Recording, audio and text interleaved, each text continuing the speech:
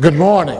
Good morning. All right. It's early in the morning. It's a Saturday morning, and we're here to have a good time. Just some housekeeping measures. Please turn off your cell phones. Of course, we're encouraging the audience members and others to tweet, Snapchat, Instagram, whatever it is that you do. You know, I think it's ACS, hashtag ACS 2018, I believe. For those who need CLE credit, please make sure you take care of that. Make sure your barcode is scanned.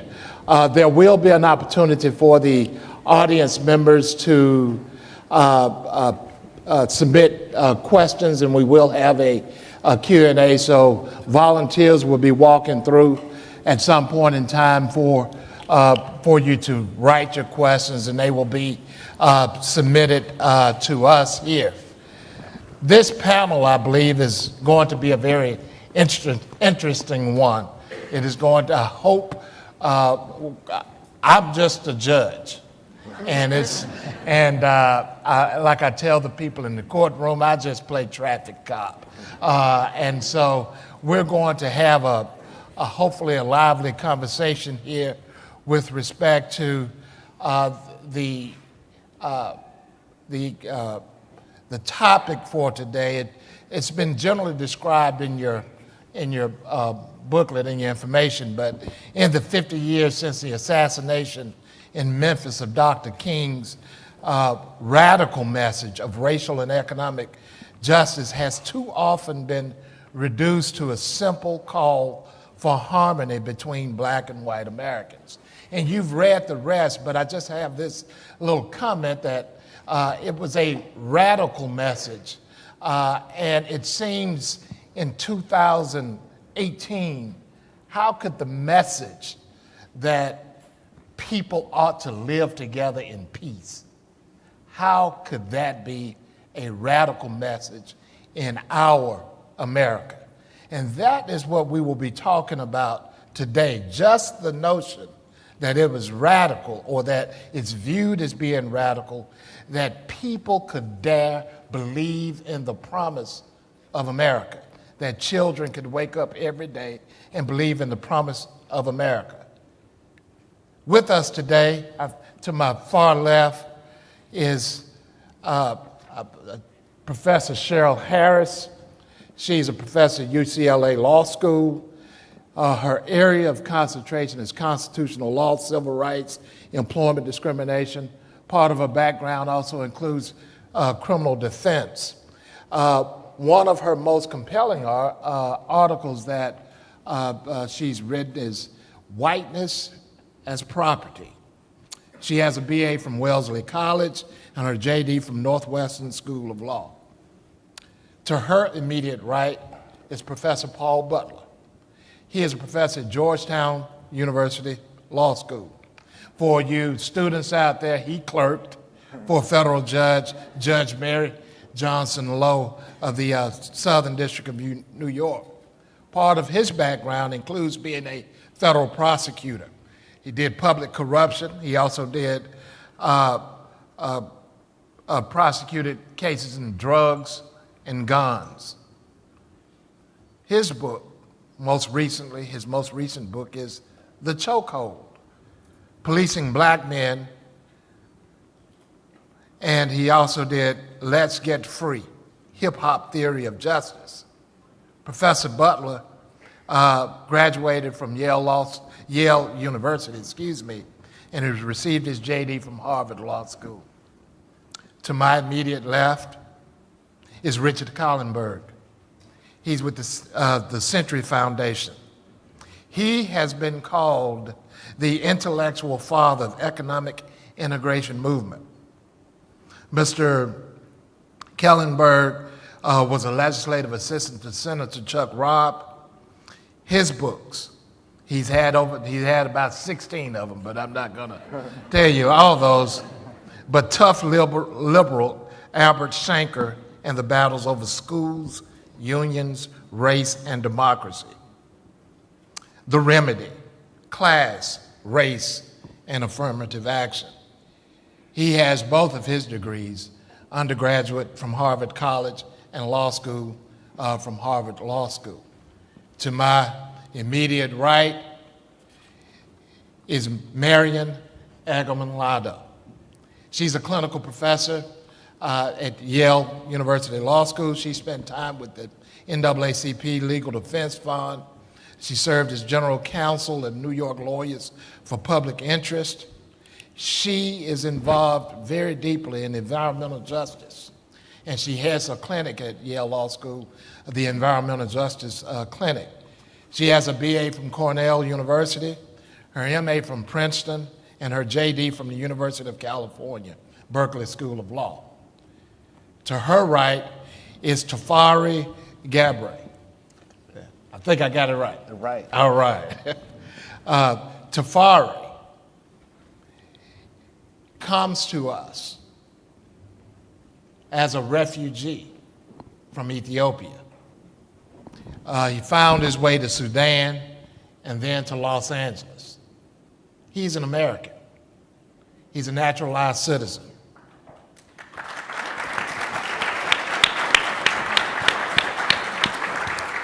He's been deeply involved in the labor movement. His first union job was as a UPS loader with Teamsters Local 396. He served as the executive director of the Orange County Labor Federation, and now he leads efforts to strengthen local labor capacity, advance voting rights, racial justice, and immigrant workers' rights. Gabriel earned his BS from Cal Poly Pomona and his MBA from the University of Southern California. And finally, Jean Thiel-Harris. She is a professor of political science, Brooklyn College, City University of New York. She has written 7 books and numerous articles concentrating on the civil rights and the Black Power movements. Her widely acclaimed biography of Rosa Parks, The Rebellious Life of Rosa Parks. She's written, her most recent book is A More Beautiful and Terrible History, The Uses and Misuses of Civil Rights History. It came out in January. We encourage you to read it.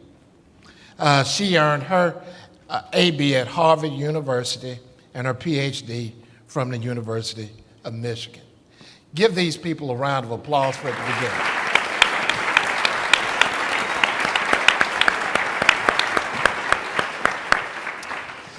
And Jean, I'm going to start with you. How has the work of Dr. King and the Civil Rights Movement, and we know that the Civil Rights Movement was a movement primarily consisted of everyday people. How has his work and that movement been distorted or mythologized in any way over the past 50 years? And what can we learn by tearing down those myths and understanding the true nature of the objectives of his work? Thank you. Thank you for that question, and thank you for having me.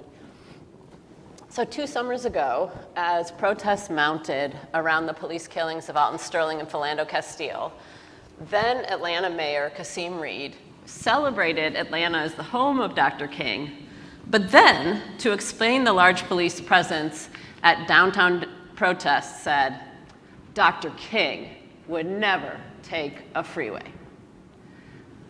Now, Mayor Reed's claim was historically absurd. If you know anything about Dr. King, right, the Selma to Montgomery March, where's that? That's on a highway. But over and over, particularly as Black Lives Matter has kind of taken the national stage, we've seen this kind of invocation of Dr. King and the civil rights movement, right, to chastise, to correct Black Lives Matter, to say you're not doing it the right way, you're extremist, you're reckless, you're using the wrong tactics. And I think the first thing I wanted us to think about is the ways that many of the criticisms of Black Lives Matter were criticisms lodged at Dr. King himself. Reckless, extremist, not the right tactics, moving too fast. And they were lodged at Dr. King in the civil rights movement, not just in 67 and 68, but in the early 1960s. I think The second point I think we want to think about today, I think when we look back on the civil rights movement, there's this idea that most Americans, most decent Americans, supported it while it was happening. That they may not have liked Malcolm, they may not have liked the Black Panther Party, but Dr. King, Rosa Parks, these were the acceptable ones. And that's just not historically accurate. In the early 1960s, most Americans did not support the civil rights movement in poll after poll. 1963, March on Washington. Most Americans do not support the March on Washington. They think it's mob justice. They think it's un-American. DC prepares for it like it's an incoming army. All police officers are called to duty that day. Lest we see this as kind of Southerners skewing the sample, in 1964, the New York Times polls New Yorkers. A majority of New Yorkers in 1964, a year before the Voting Rights Act, think the civil rights movement has gone too far. In this week of celebrating Robert Kennedy, I think we need to sort of take a bit of a sober look at Robert Kennedy and remember that it is Robert Kennedy who, if you look at the letter signing off on the intrusive surveillance of Dr. King in 1963, and they make this decision to do this after the March on Washington. So it's Robert Kennedy's signature on that, signing off on the bugging of King's home, his office. So the Kennedys, Johnson, they all are very concerned about the civil rights movement, about Dr. King. Again, it's not just in 67 and 68. The third point I want to make is that I think in our public memory, we Southernize King. We only see his critique of the South, when the actual Martin Luther King, from the beginning of the 60s, is critiquing Northern racism and the limits of Northern liberalism. And over he's saying, and again, this is just a quote from in 1960, that he wants a liberalism in the North that is truly liberal, that firmly believes in integration in its own community as well as in the Deep South. He's calling out the limits of the law. He's calling out police brutality, not just in the South, but in the North. And he's calling out the differential attention to it. And he writes in 1965, as the nation, Negro and white, trembled with outrage at police brutality, police misconduct in the North was rationalized, tolerated, and usually denied. He over and over critiqued the focus on Black criminality. He turned the question around. When we ask Negroes to abide by the law, let us also demand that the white man abide by the law in the ghettos. Day in and day out, he violates welfare laws to deprive the poor of their meager allotments. He flagrantly violates building codes and regulations. His police, notice his language, his police make a mockery of the law, and he violates laws on equal employment and education and the provisions for civil services. So across the 1960s, even as they're building what we are much more familiar with, which is the movement in the South, he's also crisscrossing the North, calling out Northern injustice, Northern Jim Crow, Northern police brutality. And I guess the final thing I want to end with is that I think sometimes, and when we think about Dr. King, when we honor the civil rights movement, we masculinize the civil rights movement. And in this, my friends have been calling this King Spring. And in King Spring, I think we have focused a great deal on Dr. King and in many ways missed the leadership of many women across the civil rights movement. And in particular, I think have really, I could talk about a lot of women, but today I just wanted to focus on Coretta Scott King. Because I think we miss Coretta Scott King. She's there, but not there. Coretta Scott King is arguably more political than Martin Luther King when they meet. It's part of why they fall in love. She shapes his politics while he's alive, particularly around his opposition to Vietnam. Coretta Scott King is out against Vietnam much earlier than Dr. King publicly. She sees when he gets the 1964 Nobel Prize, she begins to push him to come out against the war. She sees it as they have a new responsibility, not just to the United States, but to the world. So I think we cannot understand both his growing opposition to Vietnam and the ways he's linking racism, poverty, and the war economy outside of her politics, because those intersections, and people are going to talk more about that today, really come as much from her political vision and the ways that she's making those connections already in the early 60s, mid-60s. And then she'll take it forward, right, with the Poor People's Campaign, with an increased public outrage against the Vietnam War, around things like a job guarantee that we're kind of returning to today, around gay rights. So I think in thinking about the ways that we mythologize Dr. King, we do so often by sort of obscuring many of the other people who were crucial to that movement, including many women and including Coretta Scott King. Thank you. Thank you. Thank you so much. That aptly sets the tone for how we'll engage in this conversation. And I want to ask the panelists to just sit here and with me on this morning, June 9, 2018. You're one of Dr. King's lieutenants. You know, the Andy Young, the Ralph Abernathy, the Jesse Jackson. You're one of his lieutenants. And of course, what Jean just mentioned, they're women. You know, Fannie Lou Hamer, Ella Baker, they're women. But you're one of his lieutenants. And you're sitting down, you're thinking, you know your resources are limited. We know that King was told by some, advised, please don't go to Memphis. We don't have time, or you're tired. A limited amount of resources, limited amount of time. I'm going to give each of you the time that you need to convince Dr. King that your issue, whatever it is, your cause, is the cause that he needs to take up. It's his cause. His voice needs to be heard for your mission. Please tell us how your cause, Ms. Harris, how you will convince Dr. King to take it up. You're his lieutenant. Well, one of the things that the movement that Jean has so well described has shown us is that change is possible, but we also know that change is fragile and it has to be fought for in every generation. So the gains that were achieved yesterday are not guaranteed for tomorrow, for today.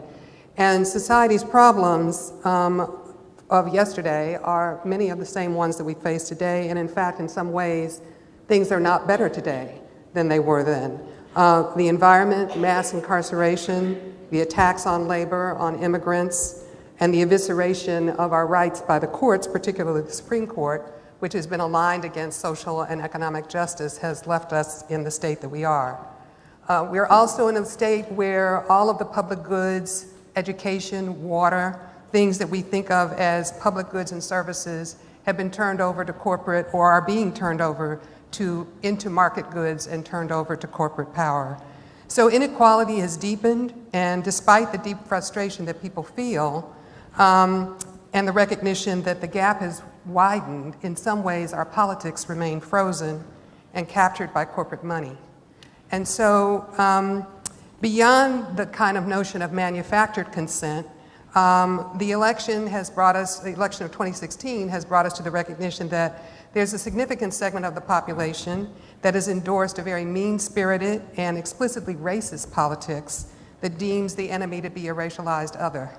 And in the name of draining the swamp, we have Trumpism, I say Trumpism because it's more than just him, has engaged in a concerted campaign to basically take down what remains of the tattered social welfare state, and to wage basically total war on any effort to intervene in this inequality. So the question is, where are we? And is it really the case that people have been duped to believe that the masters of the universe, the people who run the hedge funds and the corporate bankers, are acting in their interests? Don't they know? The election, I guess at one level we could say, was a moment of white panic, a kind of breakdown. And the pundits say that it's because of the frustrations of an abandoned white working class. And so the Democrats get indicted for having left behind a core constituency in pursuit of the minority du jour, right? But based on this diagnosis, then we're told that we need to turn away from race and so-called racial grievance in favor of universalist ideas and proposals that are framed as class-based interventions instead of race. In other words, we're told we should embrace colorblindness in service of trying to marshal public support for some kind of intervention into the problems that we face. I want to argue that there's a problem with this analysis because it ignores the way that race and class are interconnected. Not all white people are rich, and not all black people or other people of color are poor, but the maldistribution of wealth and resources continues to travel through and reinforce racial lines. And so the perception is that whites, true Americans, were meant to be on top. And that's what Trump has basically capitalized on. He's been elected to uphold an ideology of white superiority and racial privilege, even as many whites remain outside the charm circle. But they're outside that circle not because of their race, but because of their class. However, they're of the belief that it's the reverse. So all the efforts to address inequality are resisted as undercover racial entitlements for undeserving people of color. This is really a familiar pattern. It's a historical pattern in an era of declining opportunity for the white working class, white racial panic and anxiety. It's a return to a familiar form of racist populism in which the critique of economic elites is articulated through white identity. We can see this in the rise of the KKK in the 1920s. This was actually a white middle class values protection movement. And that's why we cannot achieve the movement that we need to address all of the inequality that we see without attending to race. A politics of racial resentment is grounded in what Toni Morrison and others have called a kind of mourning for whiteness, is also a politics that violently resists the agenda of equality. So my plea is that we take up an intersectional agenda, one that attacks white nationalism and superiority as well as predatory capitalism, and embrace a social movement that has the capacity to get to the core of the problem. And what is that movement? It's actually where Jean began. I want to argue for embracing the Black Lives Matter movement. Because BLM has embraced an inclusive vision of liberation that recognizes the centrality of the relationship between racism and predatory corporate power.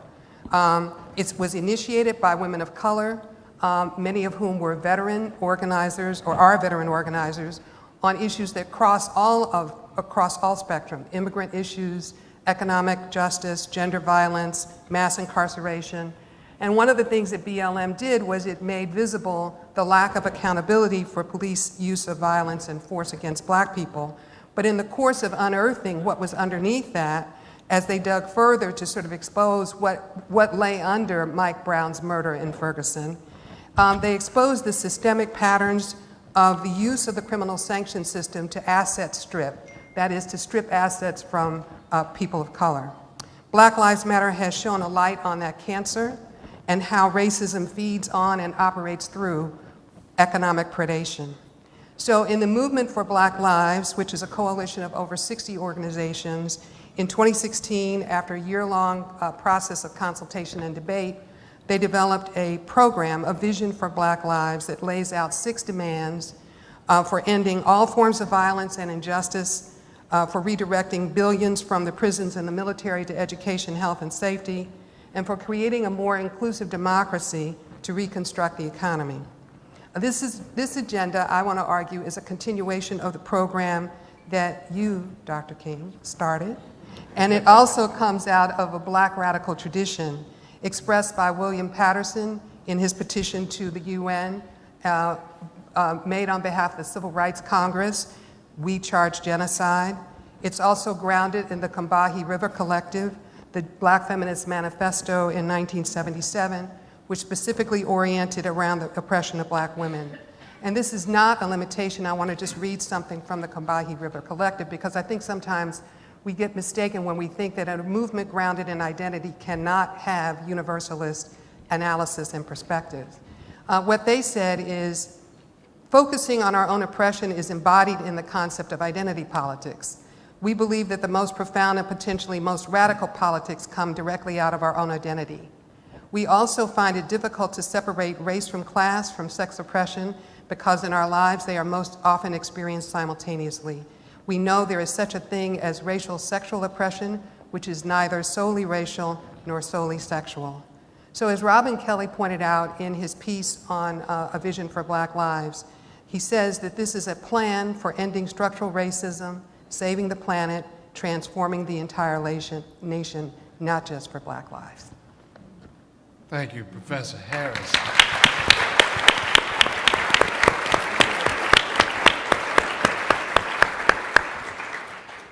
Professor Butler, you have to make a compelling case. Sounds like Dr. King is going to be busy if he takes up all of what Dr. Harris is, Professor Harris. Yeah. So Your Honor is correct that Dr. King's lieutenants were white and African American. They were women and men. And today is Pride Day in DC, so we should acknowledge that they were also LGBT, especially Baynard Rustin, who organized the March on Washington. And so I think that indicates that he understood that all of these issues are related. As Cheryl suggested, he advocated intersectional analysis. And I think he would have, as I began my pitch for why my issue is the most important, would have pushed back against that and said that all of these issues are related.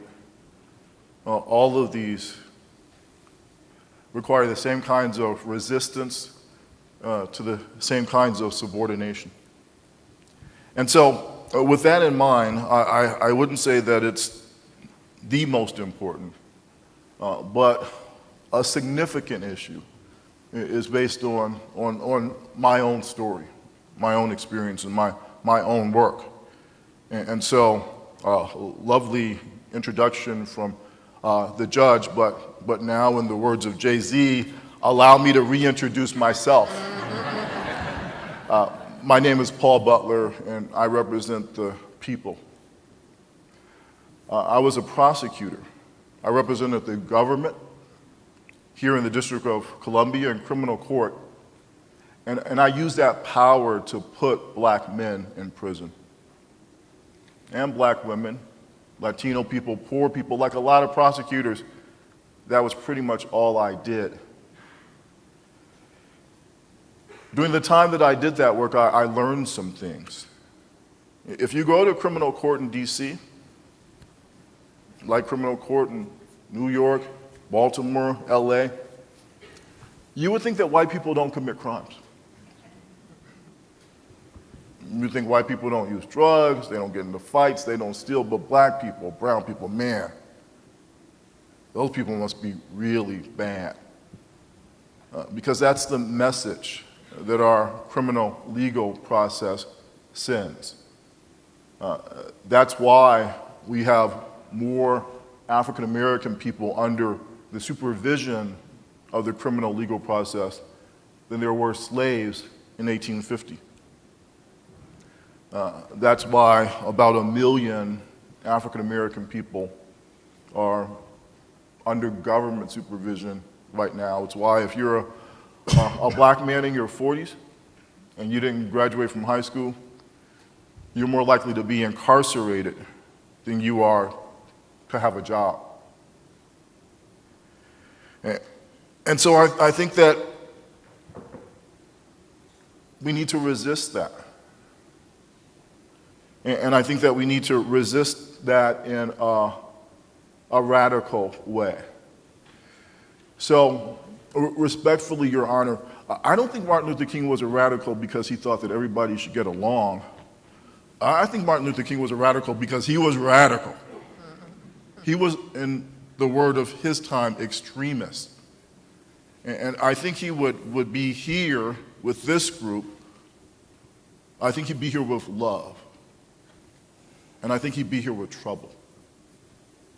I think he'd want us to go way further as he talked to the good liberal ministers who told him to go slower in Birmingham. From that jail, he wrote, well, Jesus was an extremist, he said, for love. Amos was an extremist for justice. He said the problem isn't being extreme or radical. The problem is, what are you going to be extreme about?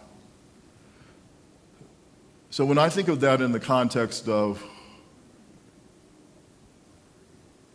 our criminal legal process, about how brutal our prison conditions are, about how many people we lock up. You all know 5% of the world's population, 25% of the world's prisoners, and how violent our police are. Not just with killing people and beating people up, but with the way that they respond when folks call the police on us. You know, you don't have to be doing anything we know now other than waiting in Starbucks or golfing or taking a nap at Yale. And yeah, a big concern is why folks call the police on black people when they're doing stuff like that.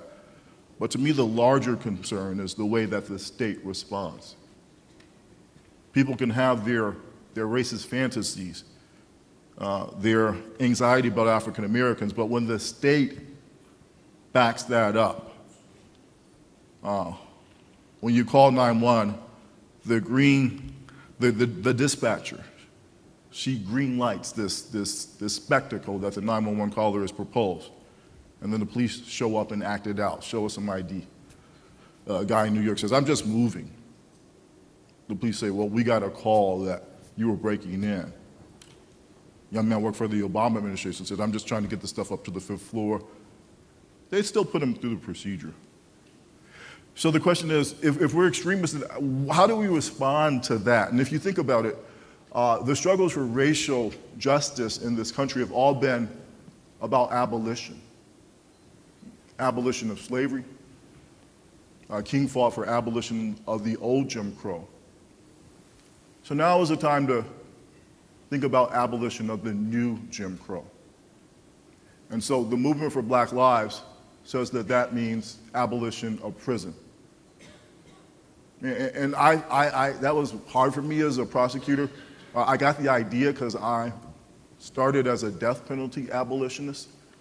The idea was that there's no way that we could have a process of killing criminals in the United States that wasn't all about race and class.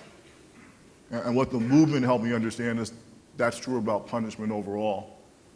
There's no way that we could do in the United States what we asked the criminal legal process to do, which is to select people who are the most dangerous, the most immoral, and decide how much they should be punished. There's no way we can do that in the United States. It's not all about race and class. And so we need to shut it down. We need to resist it. And so the movement has some really important ideas about what that means, starting with what do we think that prison does? We hope that it keeps us safe from people who would harm us if they weren't locked up. And we hope it makes people who've done bad things accountable for what they've done. Those of us who've worked in the criminal legal process, those of us who've had family members who've been impacted by it, we know that prison doesn't do either of those really well. And so then the question is, how can we use our American ingenuity, our innovativeness, right? When I think of things that have happened since Martin Luther King left us, I think of hip-hop music, I think of Apple Computer. So the question is, how can we use that genius to figure out better ways of us being safe and making people who've caused harm accountable? Better ways to do that that don't involve locking people in cages. I guess I'll end by thinking about like where we are now, because in the movement for Black Lives, I wonder like if I'd been a slave, what kind of slave I would have been, and I hope I would have been a runaway. I hope I would have been one of those people who led slave uprisings, but the reality is most slaves didn't do that. And if I'd been around during the time that Martin Luther King was leading our movement, I hope I would have been marching with him, or I hope I would have taken it to the streets with Malcolm, but the reality is most people didn't do that. In the movement for Black Lives, they say if you want to know what you would have done back in the day, ask yourselves what you're doing right now. And I think that's the question that we all have to ask ourselves. What are we doing as individual citizens? as moral agents? What is the American Constitution Society doing as a group of powerful people? What are we doing to resist? Thank you.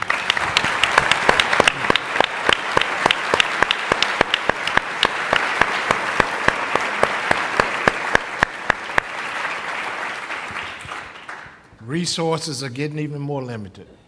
Time is getting more limited on Dr. King. Convince him, Richard, that your issue is one that he ought to take up. His voice needs to be heard on it. So first of all, let me say I think Cheryl and Paul made very powerful cases for their issues. But I think there's some other questions that Dr. King would need to address and indeed began addressing towards the end of his life. So I'd say two things to Dr. King. The first is you were right towards the end of your life to begin to emphasize issues of class inequality through the Poor People's Campaign, which he called his last greatest dream. Which is not to say that the issues of race or criminal justice should be ignored. Those are important too. But he was coming to see that if you wanted a multiracial coalition for change, it was important to get at the heart of the issue, which increasingly he saw as related to class inequality.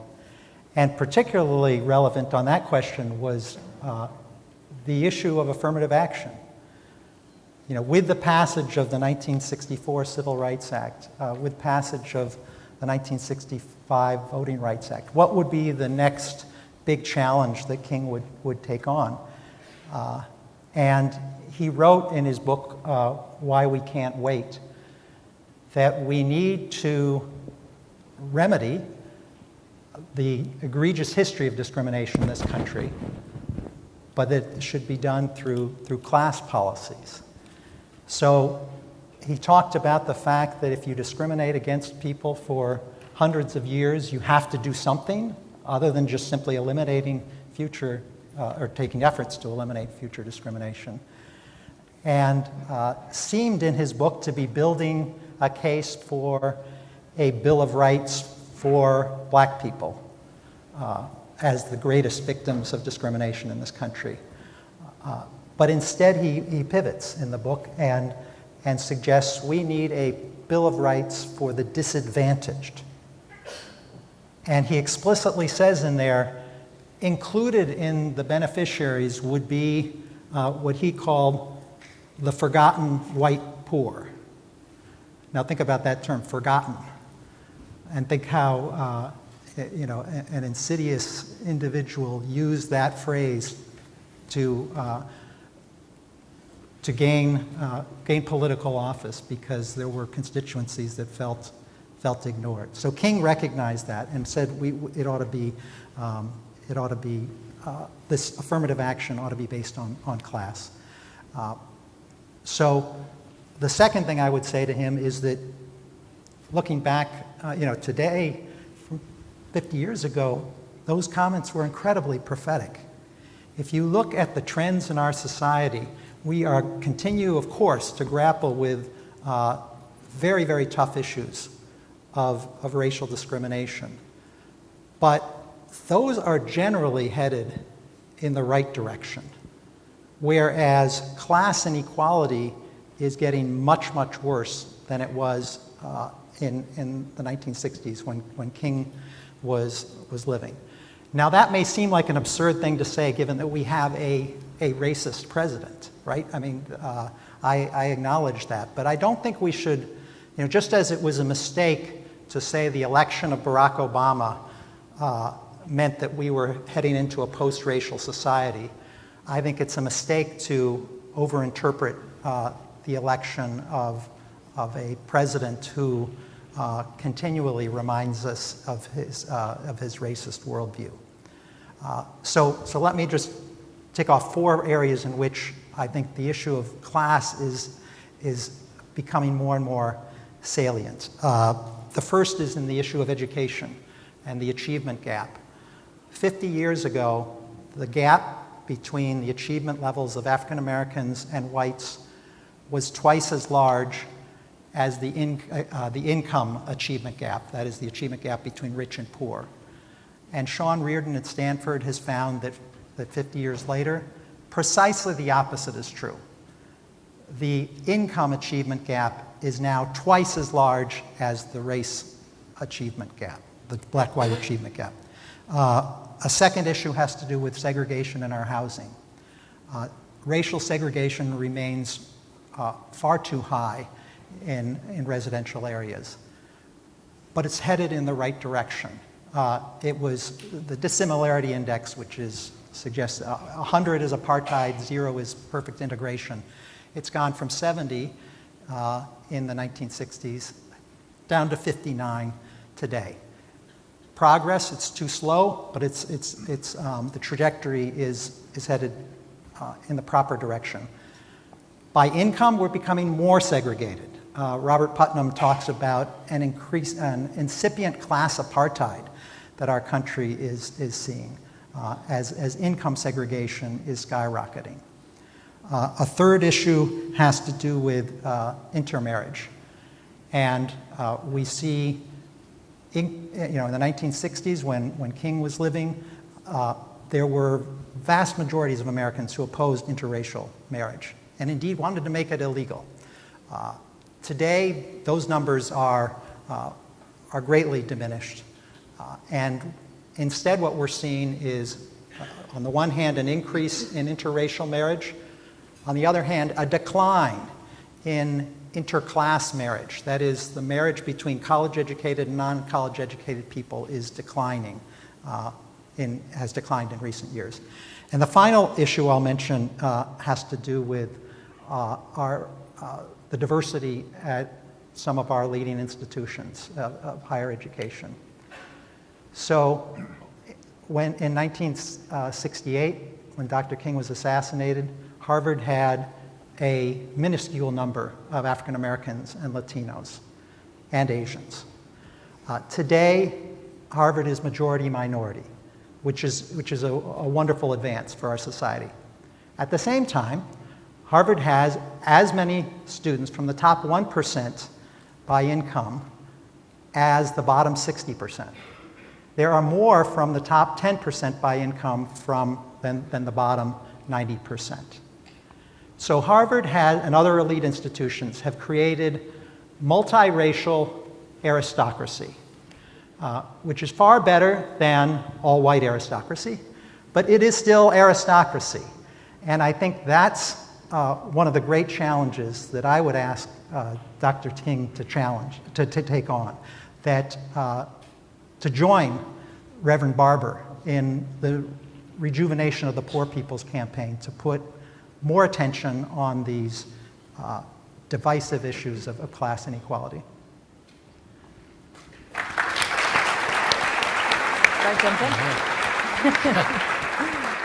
Marion, I know your passion. How could you convince him that we need to do something about environmental justice? Well, I'm going to restrain myself from thank you for including me, and this has already been so thought-provoking that I kind of want to jump into everything that's been said, but I won't. But I do want to plant a flag. I hope we return to Paul Butler's discussion of an activism of love at some point, and what the radical activism of love. I think that's so important and not sufficiently discussed. So I hope we have time to return to that. I do want to mention one thing before I talk about environmental justice, which is, as we think about intersectionality, one of the issues that often gets left off the table is the intersection between race, sex, and disability. And I had the opportunity, I went into civil rights law to work on racial justice, but I had the opportunity to work at a disability rights organization, New York Lawyers for the Public Interest, which works on environmental justice and racial justice more broadly, and disability rights, and work on issues of policing and institutionalization, and realized in such a fundamental way how many people we lock up at that intersection between disability and racial justice. How many people are killed because we haven't thought sufficiently about that intersection. And I just want to plant a flag there so we don't leave it off the table. but I do want to get to environmental justice. So, in a 1967 speech in Canada, Conscience for Change, Dr. King called on us to pay attention to the degenerating conditions of urban, and I would add rural life, understanding the fundamental importance of clean water, clean air, and infrastructure. He described communities as, quote, gasping in polluted air, enduring contaminated water, and public facilities that were outworn and inadequate. Unsafe housing conditions, deteriorated infrastructure, and racial inequalities in access to fresh air and clean water were among the conditions that fueled the riots in 1967 and 68. And Dr. King shared the insight that a just society includes access to clean water and clean air. And I have to second the point that Paul Butler made, that there is a connectedness of these issues. This too has to do with devaluation of Black lives and brown lives and human life. And they can't be torn apart. It is a violence against human beings that we're talking about with so many of these issues. Today, disparities in access to fresh air, recreational space, clean water, what we might call environmental benefits, and racial disparities in exposure to health hazards are unabated and unchecked. Land use decisions, where to place a toxic source, a refinery in Beaumont, Texas, an enormous landfill receiving coal ash, toxic coal ash in the Black Belt of Alabama, are overlaid on long-standing patterns of residential racial segregation. And we are so used to environmental decision-making going unchecked by civil rights law that the public imagination doesn't even recognize that civil rights law should apply. And we don't acknowledge the consequences of our inaction. Higher asthma rates, hypertension, neuropathies, developmental disorders in Black and brown communities. Environmental justice is the continuation of the struggle against devaluing human life, and particularly people of color. This is a critical piece of the unfinished agenda of the civil rights movement and need attention. What do I mean by environmental justice? We look to the environmental justice principles developed in the early 1990s at the first People of Color Environmental Summit.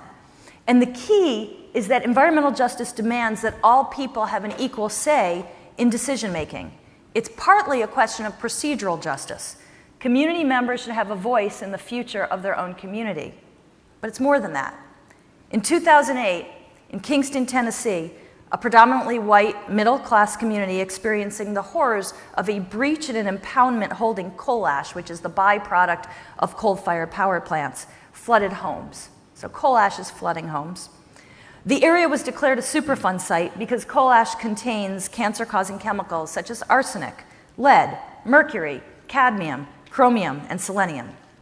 Under pressure to clean up the site, the Environmental Protection Agency and the Tennessee Valley Authority, in their wisdom, of course, decided to ship 4 million tons of coal ash, more than 300 miles away, across state lines, to a municipal, not a hazardous, a municipal solid waste facility in Uniontown, Alabama, which is more than 90% African American, and the per capita income is under $10,000.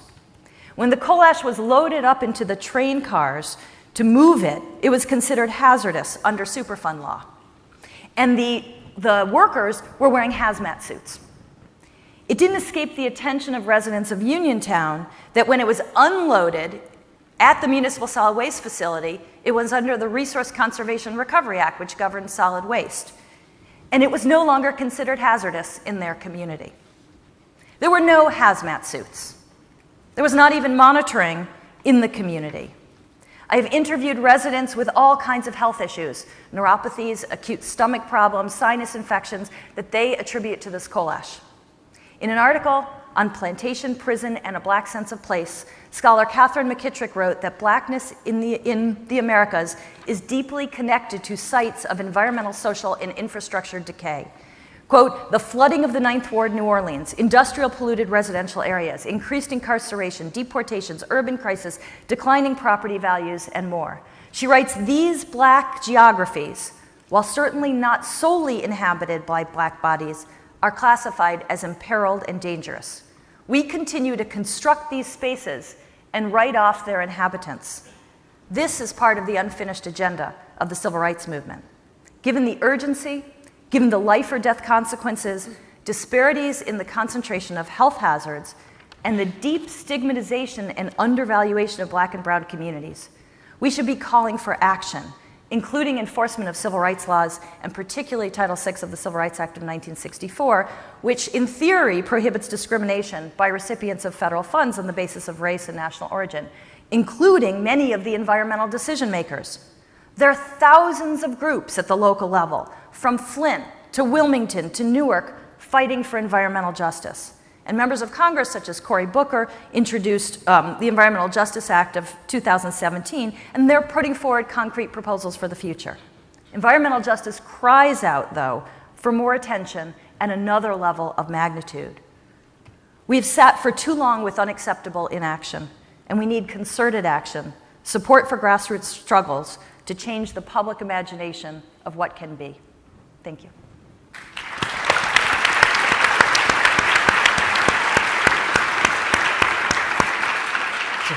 Safari, the last thing that Dr. King was doing when he went to Memphis, he went there to talk to people about how Black men were being treated on their garbage trucks. In Memphis today, as in the South and everywhere else, how can you convince Dr. King that it's even worth fighting to have people involved in unions in these right-to-work states? Tell him, why does he need to go down there? If I was one of his disciples and he was here today, we will all be in a room to actually pitch the way we are pitching our case. And undoubtedly, there would be some disagreements, not on principles, but priorities. What should be prioritized at this time, at this moment? And Dr. King, I would make my case that based on your book, that why we can't wait. This is not time for us to be patient. This is not time for us. This is time for us to be more impatient. And Dr. King was impatient. I want to remind you, Dr. King launched the Poor People's Campaign at the same time the President of the United States, LBJ, declared war on poverty. But Dr. King was impatient because he didn't feel like economic justice was not given priority, but priority was given to fighting the war in Vietnam. That is the impatience that I would plead for Dr. King to have today. Even if we are on the mountaintop, what we see in the picture, good dear doctor, is not good. It is impossible to underestimate the crisis we face today in America. The instability of civilization, the potential of free government, and the simple honor of man are at stake. Those who serve in the human rights movement, including in our Southern Christian Leadership Conference, are keenly aware of the increasing bitterness and despair and frustration that threatens the worst chaos, hatred, and violence any nation has ever encountered. In a sense, we are already at war with and among ourselves. I'm quoting Dr. King at his first speech when he launched the Poor People's Campaign.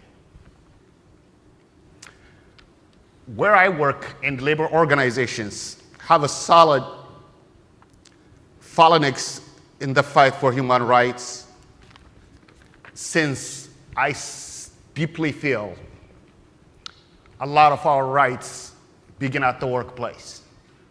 I would make my case to Dr. King, if our democracy does not start at the workplace, it's not a real democracy. If our equality does not start at the workplace, it's not real equality. Especially at this time, when workplaces and worker organizations are under attack, I would remind him about what happened in Memphis, about what was worth giving his life to, and that is finding dignity for workers at the workplace, including those who haul trash everywhere.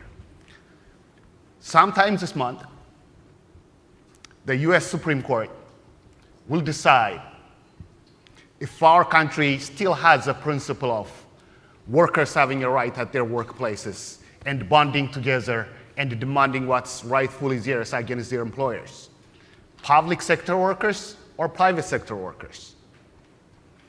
This would be a moment, Dr. King, that your voice would be so important, because nothing has been more of a vehicle for lifting people of color, and especially African Americans, through the ladder moving them up into the middle class than public sector works, the public sector and the public sector unions in them. If you want equality at the workplace, there is no other panacea other than a collective bargaining agreement and a union contract which does not discriminate based on your color or gender. That is why the Koch brothers, Dr. King, and those who benefit at our misery are always pointing their biggest weapons and their biggest guns at the head of worker organizations and unions, because they know if they got us out of the way, they have unlimited run in our society. Dr. King, I'll remind you, when our prisons become private for-profit organizations, then the nation's attention becomes how to make more things illegal so we can lock up more people. This is a time of morality for all of us. I would remind Dr. King, this is a nation founded by immigrants, those who came here willingly and unwillingly. And when America loses that fiber,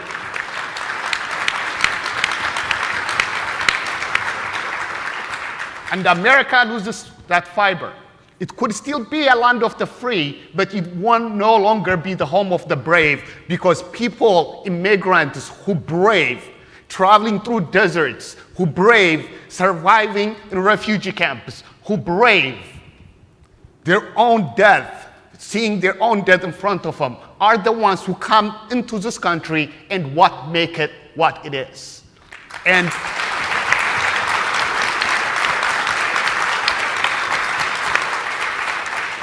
Dr. King, I will make my case that this is not time for us to be patient when the working class is being simply defined as a white working people, and the rest of us don't actually work. So the whole thing of economic justice and the whole thing of the class politics has been poisoned. It is naive to think if we just do class politics, people are seeing class politics. That's not just the case.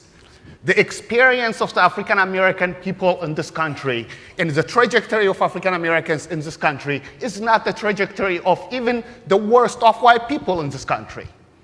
Because to this day, unemployment is double of, the black unemployment is double of white unemployment. When black net worth is almost zero, the white net worth, average net worth is over 100,000. Until we attack that, until we find some sort of equilibrium for that problem, we'll always be dancing around. And Dr. King, we can't be patient. We have to be on the streets. We have to call out things out there. Thank you.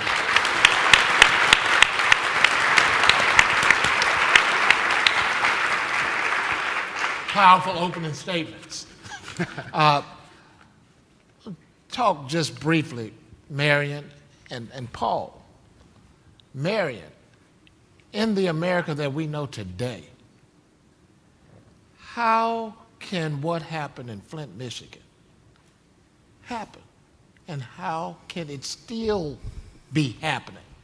And if you want to take up from what Justice Sotomayor reminded us of, Environment is also about weather. It's about the cleanup after the weather and what's going on in Puerto Rico. And as I think about that in the America that we know in 2018, how can that happen? And Paul, your question is, this racialized criminal justice system in 2018, 400 years after African Americans were brought over here, how can that still happen? Turn to you first, Mary. One thing to understand about the situation in Flint, Michigan, which many of us saw on TV and many people experienced firsthand in Flint, is it's not an anomaly in many ways. If you've read Dumping in Dixie, which is Bob Bullard's, one of Bob Bullard's seminal books in the environmental justice movement, he talks about a community in Dallas.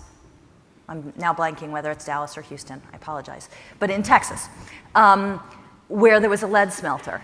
And for decades, people in the community argued that that lead smelter was affecting their children, development of their children, and that children had high blood lead levels, and called on the government agencies to shut that lead smelter down and do something to clean it up, and they didn't. And he tells that story, and what is extraordinary is how it resonates with what happened in Flint.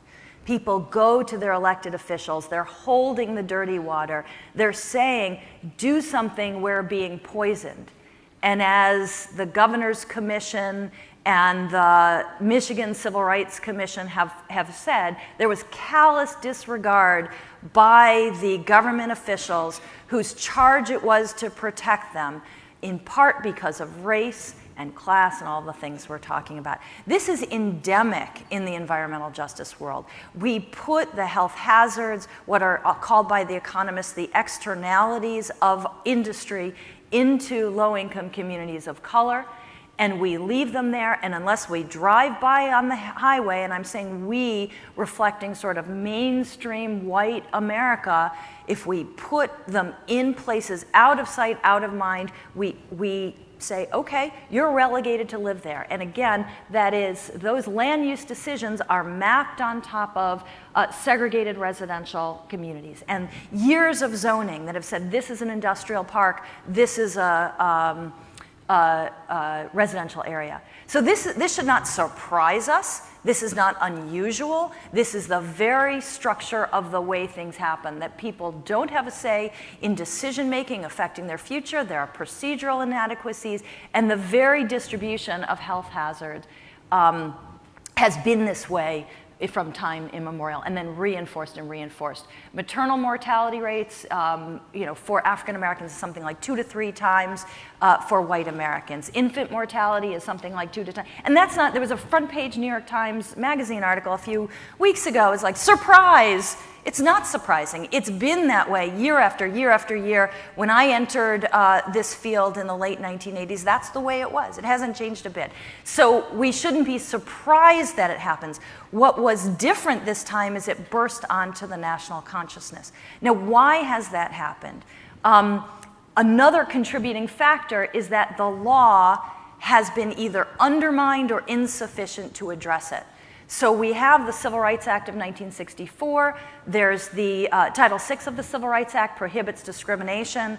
Through a series of court cases culminating in Alexander versus Sandoval in 2001, the Supreme Court has said that that statute, which prohibits exclusion, denial of benefits, and discrimination, only prohibits intentional discrimination, and that we can't go to court to challenge actions with a discriminatory impact. There are regulations which were held, which have not gone to the Supreme Court as to their validity, but have not been invalidated, and indirectly have been given new life by a Supreme Court decision in the housing context, Inclusive Communities Project.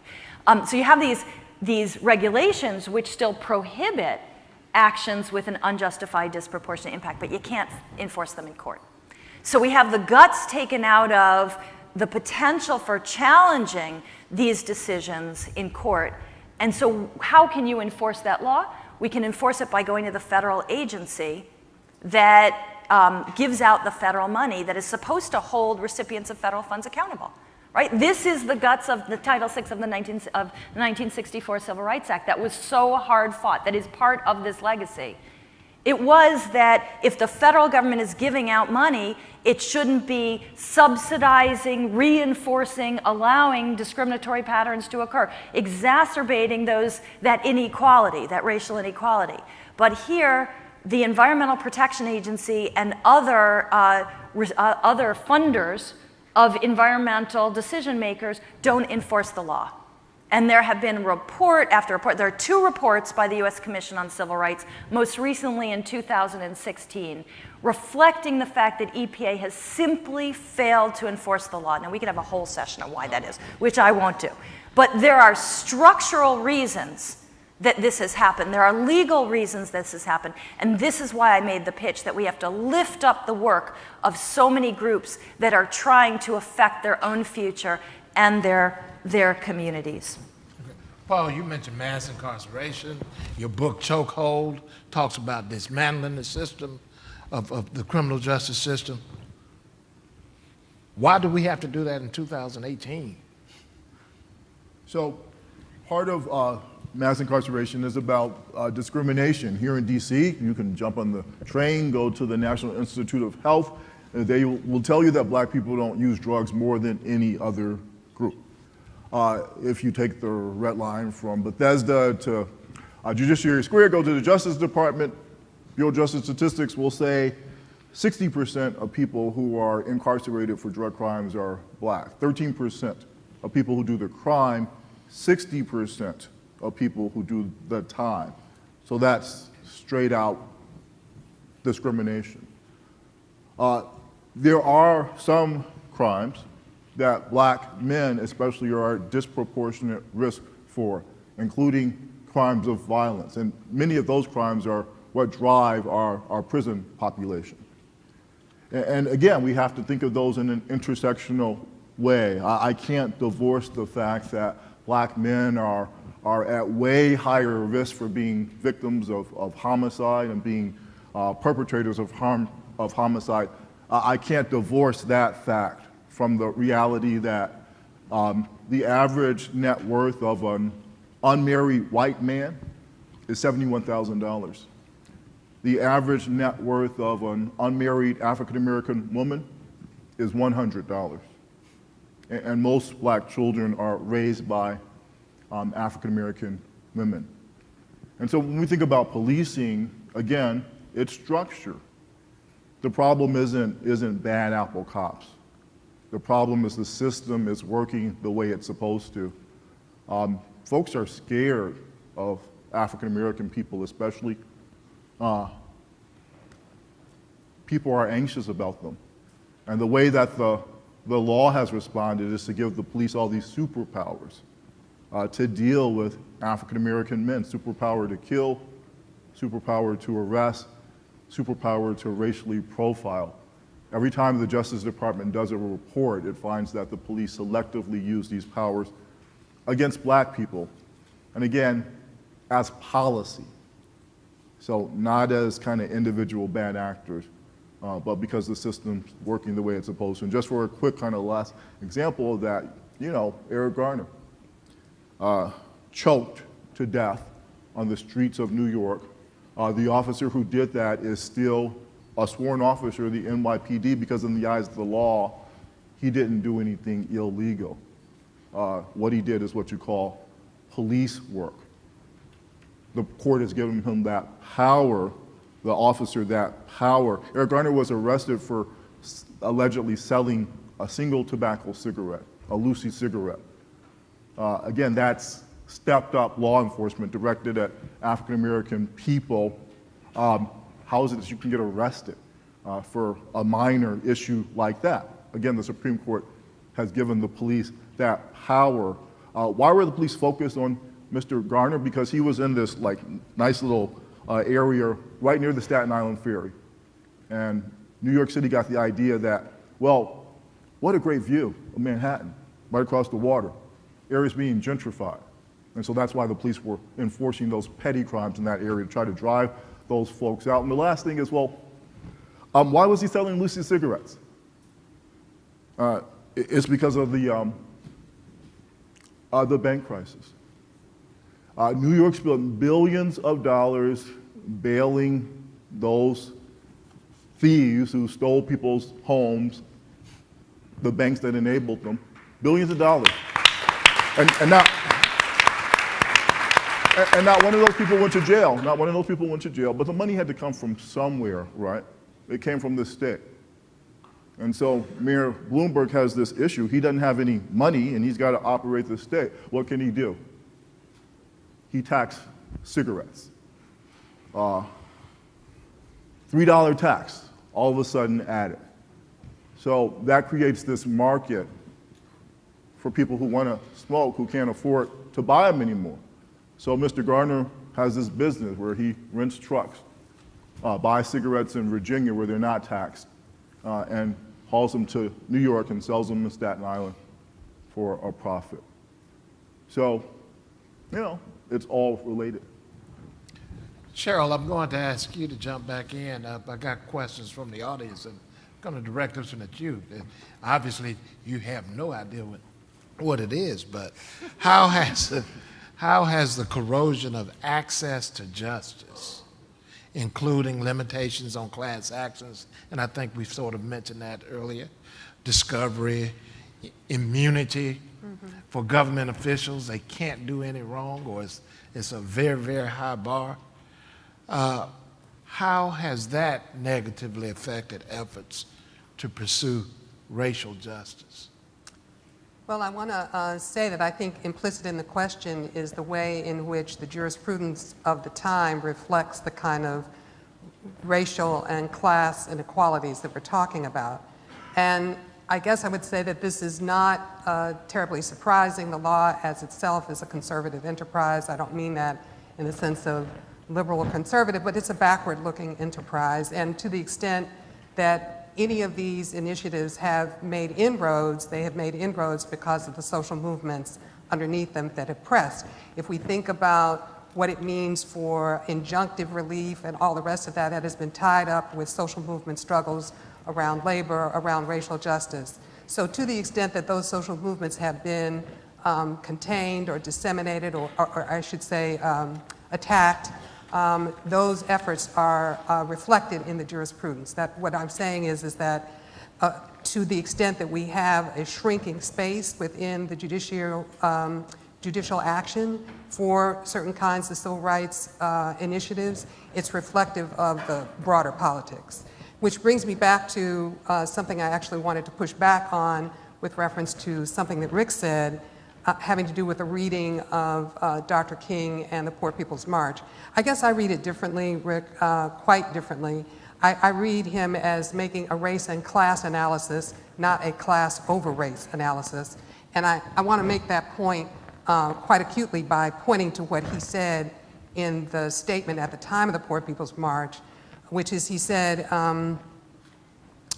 we now need a new kind of Selma or Birmingham to dramatize the economic plight of the Negro and compel the government to act. We intend to channelize the smoldering rage and frustration of Negro people into an effective militant and nonviolent movement of massive proportions. We will be calling on the swelling masses of young people in this country who are disenchanted with this materialistic society and asking them to join us. We also look for participation by representatives of millions of non-Negro poor, Indians, Mexican Americans, Puerto Ricans, Appalachians, and others. The point here is that this is a race and class analysis, not a class over race analysis. And I think that's crucial because if we think about it, the idea that we can attend to, or that attending to racial inequality leaves out class inequality because race and class don't sufficiently overlap, but that somehow we can attend to class inequality, and that's going to attend to racial inequality, is internally conflicted. And I say that because we would not think that if we address class inequality, we would deal with the problems of sexism, would we?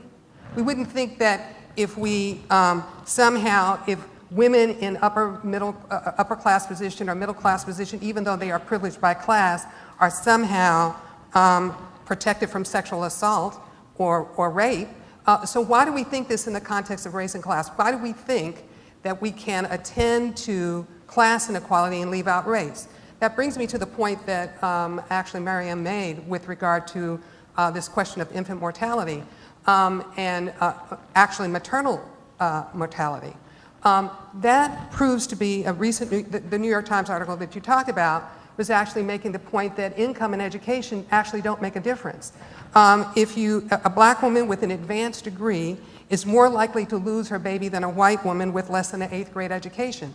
That is a racial effect. That is both compounded by class, but it is a racial effect. And if we attend only to the class questions, we will leave people behind. And one of the things that I think we might share is that we are at the stage of crisis, this is to Tafari's point, where we cannot leave anybody behind. We cannot afford to leave anything, anyone, any issue behind, because we are in a fight for our collective lives.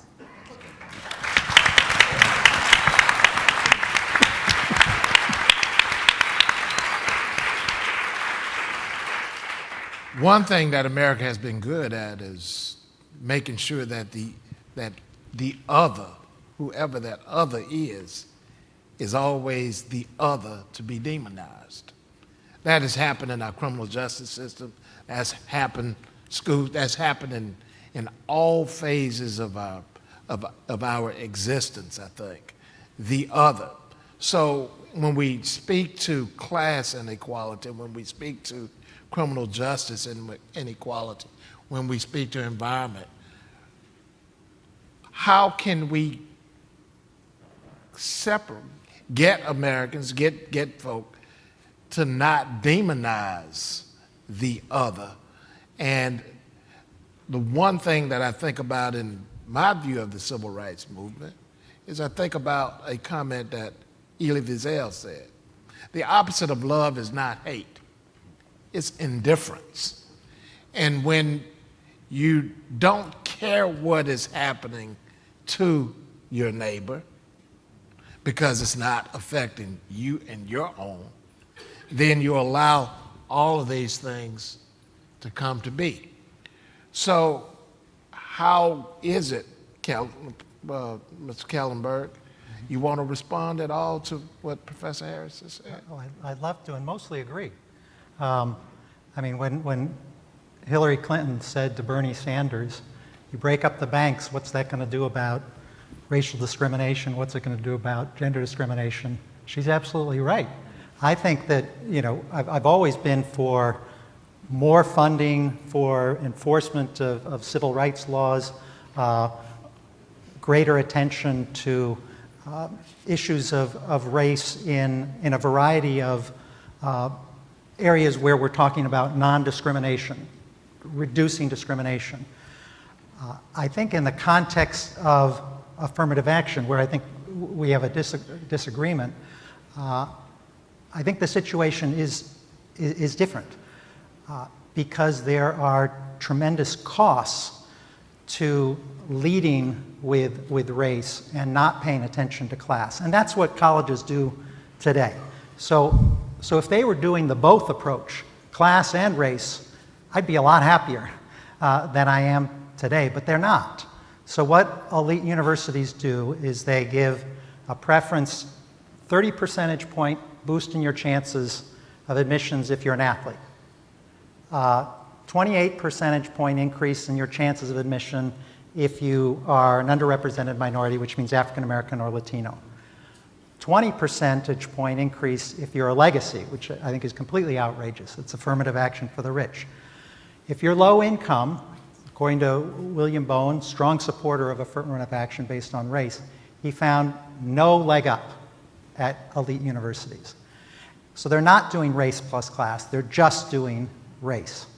And the reason is, perfectly clear. With race, it's much more visible on campus, so it's much more embarrassing, as it should be, if there's a lack of racial diversity. If there's a lack of class diversity, it's much less visible. It's much more expensive to deal with class diversity because you have to provide financial aid. If you bring in upper middle class students of all colors, that doesn't cost much. And thirdly, there are, as there should be, constituency groups that fight for racial diversity. There are not comparable constituencies that fight for class diversity. And that's why we get this result at places like Harvard where you do have racial diversity. They are doing the race part, but they're not doing the class part. The other thing I'd mention here is there is a way to structure class-based preferences that get at these issues of racial inequality in a powerful fashion. So, Paul, I'm glad you mentioned, the wealth gap. It's outrageous. There is a small, the substantial income gap between races. There is a much, much larger wealth gap between races. And that's something that disadvantaged African Americans face in a way that disadvantaged whites don't. And so a class-based affirmative action program should incorporate that. They should say, let's look at wealth, mostly because that's the fair thing to do. It's an obstacle a student faces if she comes from a low-wealth family, but also because there's going to be a very positive racial effect. So I'm for both racial and class diversity at the result end. And I think there's a lot of research to suggest the best way to get there is when institutions can no longer use race in admissions. They don't give up on diversity. Instead, they switch to socioeconomic disadvantage. And if you structure the socioeconomic preferences in the right way, you can get a rich amount of racial and socioeconomic diversity together. So I'm for both. I'd have a different means of getting there because I'm dissatisfied with the current system. I don't want to dominate the discussion, but I guess I just want to say I'm a little confused as to how you end up where you are, because basically what you've just described is the reason why middle class status for black people is not the same as middle class status for white people. So that to say that, and by the way, I am in no way carrying the flag for elitist institutions. That's not my project. What I am saying, however, and I think it's quite right to say that they are not actively pursuing either racial or class-based sort of full integration because they don't see it as in their economic interest. But the point I guess I would make is that to conflate middle-class black status with middle-class white status is to precisely ignore the wealth differential that you just talked about. It's also to ignore the experiential impact of race. When that young woman who was sleeping in her dormitory or in her area at Yale was stopped, it wasn't because of her class position. Nobody cared about her class position. And so I'm trying to say that there is an experiential effect of race that transcends class that cannot be captured simply by looking at class. So if, in fact, there is a commitment to race and class, it can't be by making class prevalent over race. We have to be able to walk and chew gum at the same time. I think we can. If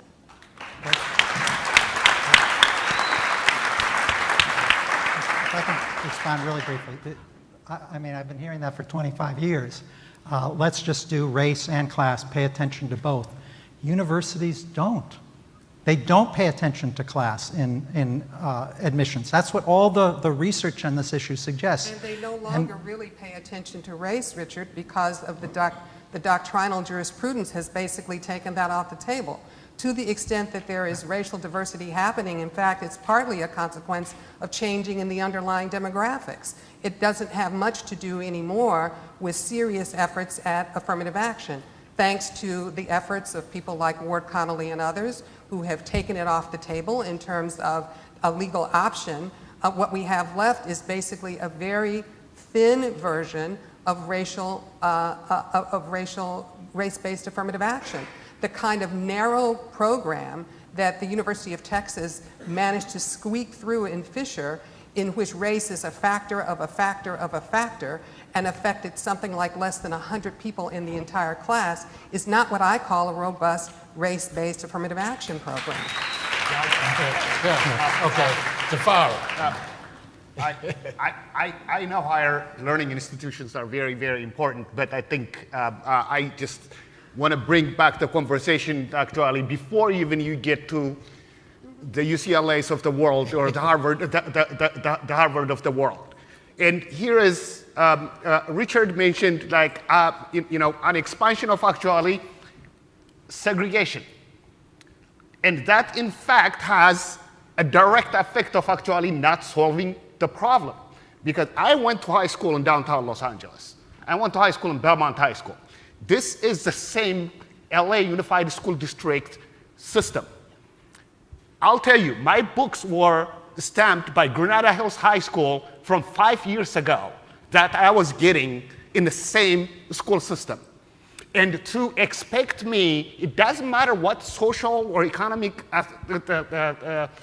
stratosphere that you are, to directly compete, even me being poor with a poor kid from Granada Hills area, is unimaginable. It's not doable because we never had the access before to start out with, even at the resources at the ground level.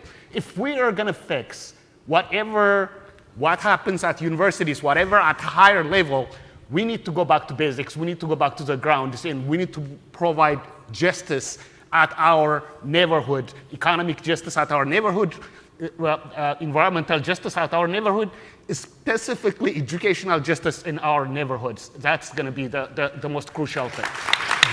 Gene, I want to invite you back into the conversation.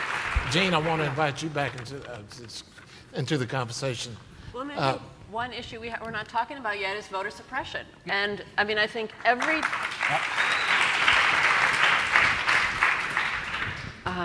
think we've seen a tremendous amount of public interest, media interest in the illegitimacy of the 2016 election. It's all about Russia, right?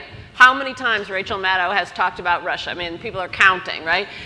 And I want to say, let's hold Rachel Maddow to the standard that she needs to talk about voter suppression as much as she talks about Russia, because part of what makes 2016 illegitimate is about the kind of new laws on the books. And I think we need to talk not just about the restoration of the Voting Rights Act, because I think one of the things that we've seen is it's not just about the South, but it's about the Midwest, it's about the Northeast, it's about the Southwest, right? So we need a restoration of Voting Rights Act that goes farther, because one of the problems in 65 was, in order to get a kind of constituency to support the Voting Rights Act, it was partly about gazing on the South. Similar to the Civil Rights Act, the Civil Rights Act had a loophole, right, to protect northern and western schools from desegregation.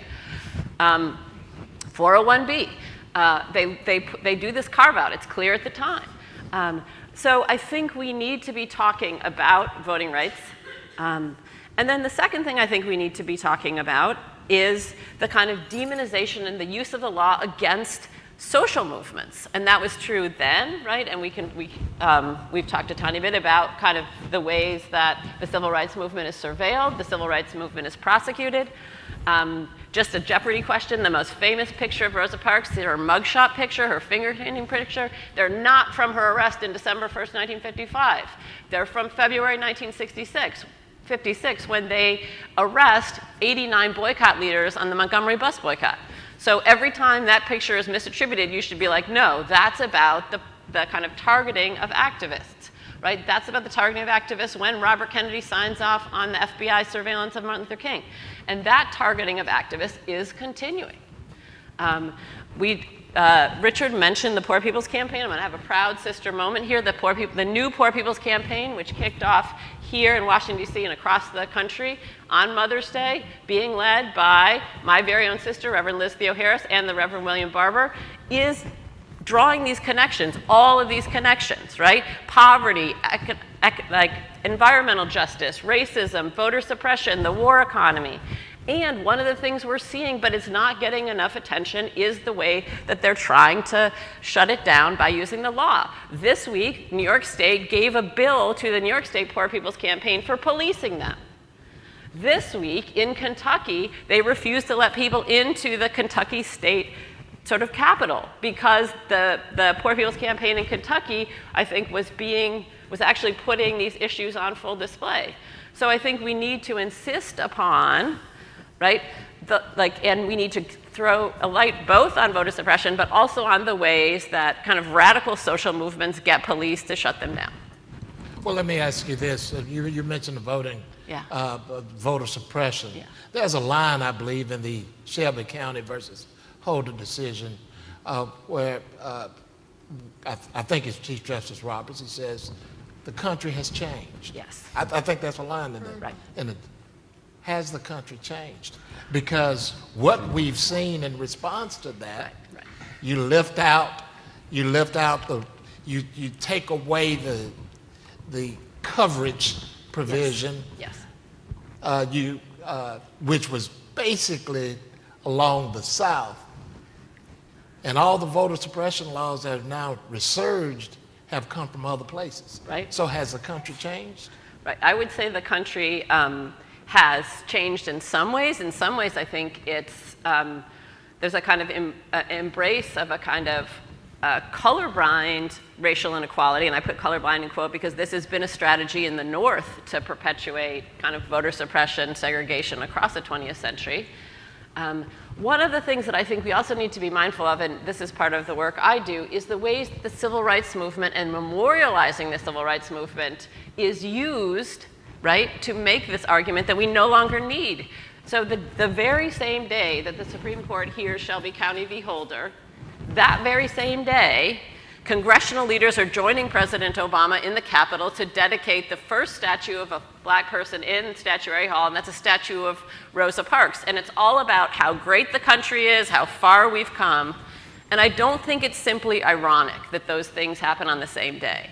I think that there's this dangerous use of our memory of the civil rights movement, this idea that we had a problem, we fixed it, this idea of wanting to be proud of this country, and therefore then that they can come back and say, we've changed, it's based on 40-year-old facts, right, the kind of language we see when the Supreme Court hands down Shelby County v. Holder, sorry. And I think part of what we need to resist is the ways that we tell a kind of mythic story of the civil rights movement, a mythic story of where racism is or what racism, that it's only about the Deep South, that it's only about, I mean, even King, right, in Letter for Birmingham Jail, he says the greatest threat is not necessarily the Klan, it's the white moderate, right? But how we remember and how we think about what racism looks like, it's the Klan, it's the tiki torches in Charlottesville, it's not voter suppression laws in Wisconsin. So, yeah. I also want to just, I guess it's my job to be the one that jumps in. I'm sorry. That's all right. We only have just a couple of more minutes, I believe. I just wanted to second Jean's observation about the importance of voting and also to layer it back to what the discussion was around Flint. The reason Flint happens is, in addition to the reasons that Marion mentions, has to do with the takeover of democratic control in Flint under an emergency management system ostensibly enacted by state law, which was designed to make primary the responsibility of an already bankrupt city to pay an unsustainable debt. And why was that debt there? That debt was there because the state of Michigan had starved cities like Flint of revenues that it was due under the revenue sharing arrangement. So after they have impoverished black geographies like Flint, they use the emergency management law to take them over and to say that the primary responsibility then of the new emergency manager is to pay off that debt. And he's the one that ultimately set the deal in place that poisoned Flint's water. This goes back to the point that Teferi was making about economic justice being at the core. We cannot disentangle any of this. You can give people the right to vote, but if you still have the situation where the economic infrastructure is such that they do not have actual self-determination and control over their economic lives, then they are subject to being poisoned, to being ruled by others, to being unable to actually take care of themselves and their families. And I commend to all of you, I know all of you are very, sort of well-read, but the work that's been put out by the Detroit Water Brigade, which is a grassroots organizing effort that has been researching how this actually happens, this relationship between what happened in Flint to the water emergency that is still ongoing in Detroit. I mean, it's not just Flint, it's Detroit. And that, I'm not saying that Detroit is having a lead crisis, it's having a water crisis in terms of the poor in Detroit having their water shut off.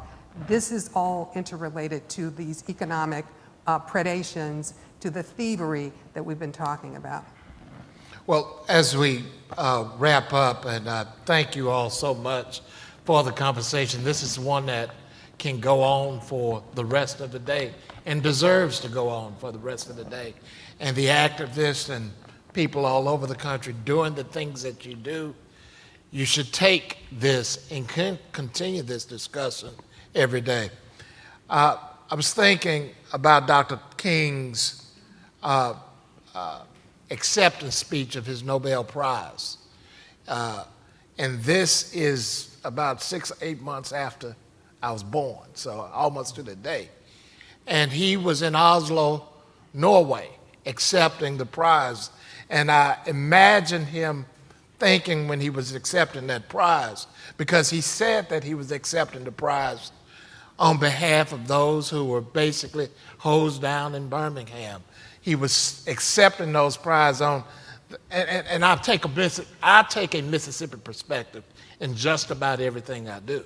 So he was accepting that prize, and he noted it for those 3 civil rights workers who were killed in Philadelphia, Mississippi. And he mentioned that, and he said the 22 million people who were involved in the civil rights movement, those kids, he said, I accept this award today with an abiding faith in America and an audacious faith in the future of mankind. Think about 50 years later. Should he still have that abiding faith in the America that we see, the America that I came into 50 years ago, or over 50 years ago, and the America that my child is experiencing now, and the America that your grandchildren are experiencing now, today? Should he have that hopeful vision of the decent humanity of mankind? And I'll close with this statement, because Robert Kennedy's name did come up. And on the night that Dr. King was assassinated, he was out campaigning, and he stopped in Indianapolis, Indiana, I believe. And he had learned the news, and he wanted to hush the crowd. He said, in this difficult time for the United States, it is perhaps well to ask what kind of a nation we are and what direction we want to move in. What we need in the United States, Robert Kennedy said, is not division. What we need in the United States is not hatred. What we need in the United States is not violence or lawlessness, but love and wisdom and compassion toward one another. A feeling of justice toward those who suffer within our country, whether they be white or black. And to add on to his words, whether they be Native American, Asian, Hispanic, whether they be Jew, Gentile, Muslim, Mormon, whether they be immigrants, native-born citizens, rich or poor, gay or straight, transgender, whatever they are Americans. Whatever their differences, Kennedy said, have love and compassion toward one another and a feeling of justice toward those who still suffer. We should not tolerate a government that inflicts pain on people.